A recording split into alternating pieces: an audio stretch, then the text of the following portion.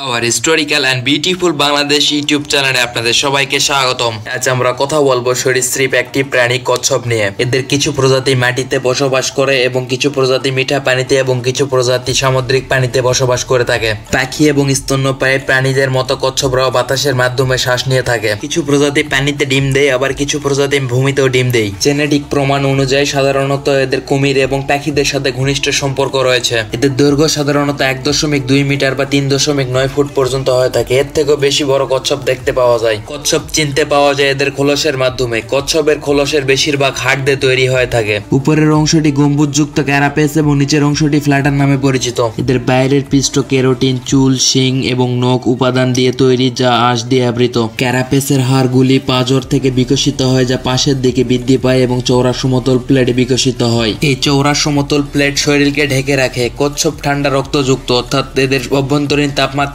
সরাসরি বাইরের পরিবেশের সাথে পরিবর্তিত হয়। এরা সাধারণত সুবিধাবাদী সর্বভোগ, প্রধানত সীমিত নাড়াচাড়া করে এবং গাছপালা এবং প্রাণীদের খায়। এরা অনেক কচ্ছপ ঋতু অনুসারে স্বল্প দূরত্ব অভিবাসন করে। সামুদ্রিক কচ্ছপরা একমাত্র সরীসৃপ যারা পছন্দের সমুদ্র সৈকতে ডিম পাড়ার জন্য দীর্ঘ দূরত্ব পাড়ি জমায়। কচ্ছপ নিয়ে পুরো বিশ্ব জুড়ে লোককাহিনী রয়েছে। আমরা ছোটবেলায় কচ্ছপ এবং খরগোশের দৌড় প্রতিযোগিতার গল্পটি শুনেছি। কিছু স্থলজ এবং স্বাদু পানির কচ্ছপের প্রজাতি ব্যাপকভাবে পোষার জন্য রাখা হয়। আবার অনেকে কচ্ছপ শিকার করে তাদের মাংস, ওষুধ হিসেবে ব্যবহার এবং তাদের খোলসের জন্য। আবার মাছ ধরার জালে সামুদ্রিক কচ্ছপ প্রায় দুর্ঘটনাক্রমে মারা যায়। বর্তমানে বিশ্ব জুড়ে কচ্ছপের আবাসস্থান ধ্বংস হয়ে যাচ্ছে। এই চাপের ফলে অনেক প্রজাতি বিলুপ্তির হুমকিতে রয়েছে। মা কচ্ছপ ডিম পাড়ার জন্য গর্ত করে সেখানে 1 থেকে 30টি পর্যন্ত ডিম পাড়ে। সাধারণত রাতের বেলা ডিম পাড়ে এবং ডিম পাড়া শেষ হলে মা কচ্ছপ বালি এবং অন্যান্য জৈবিক পদার্থ দিয়ে ঢেকে দিয়ে চলে যায়। ডিম পাড়ার পর ডিমগুলো প্রকৃতির দায়িত্ব রেখে চলে যায়। ডিম ফুটে বাচ্চা বেরোতে সময় লাগে 60 থেকে 120 দিনের মতো। ডিমে তা পরিপূর্ণ হলে বাচ্চা কচ্ছপগুলো ডিম কেটে বের হয়ে আসে।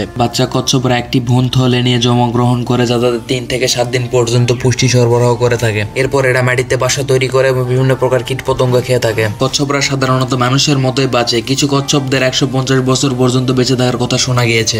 অধিকাংশ কচ্ছপ প্রজাতি পুরুষদের থেকে মেয়েদের আকার অনেক বড় হয়ে থাকে। পুরুষের খোলসের উপরের অংশ প্রজননে সহযোগিতা করার জন্য ভিতরের দিকে বাঁকানো থাকে। বড় কচ্ছপরা শুকনো জমিতে খুব ধীরে চলে, ঘন্টায় প্রায় 0.27 কিলোমিটার। অধিকাংশ ডাঙায় বসবাসকারী কচ্ছপ তৃণভোজী। তারা ঘাস, আগাছা, পাতা, ফুল ইত্যাদি খেয়ে বেঁচে থাকে। কিছু প্রজাতি তাদের বাসস্থানে কীট পতঙ্গ ও মৃতদেহ খেয়ে থাকে। পোষ্য কচ্ছপেরা সাধারণত ঘাস, লতা পাতা, আগাছা, কিছু ফলমূল খেয়ে থাকে। তৃণভোজী কচ্ছপদের অতিরিক্ত আমিষ খাওয়া স্বাস্থ্যের জন্য ক্ষতিকর। খোলস বিকৃতি সহ স্বাস্থ্যগত নানা জটিলতা দেখা যায়। নদী, নালা, খাল, বিল, পুকুর, ডোবা ইত্যাদি জায়গায় পানি দূষণ এবং মানুষের আক্রমণের জন্য পরিবেশ বন্ধু এই কচ্ছপ দিন দিন হারিয়ে যাচ্ছে। তাই আমাদের সকলকে এই প্রাণীটির সম্পর্কে সচেতন হতে হবে এবং শিকার থেকে বিরত থাকতে হবে। এই প্রাণীটি মূলত সারা বিশ্বে দেখতে পাওয়া যায়। বাংলাদেশের বেশ কয়েকটি প্রজাতি রয়েছে। কচ্ছপ প্রাণীটির সম্পর্কে বিস্তারিত শুনে আপনাদের কেমন লেগেছে আমাদের জানাবেন।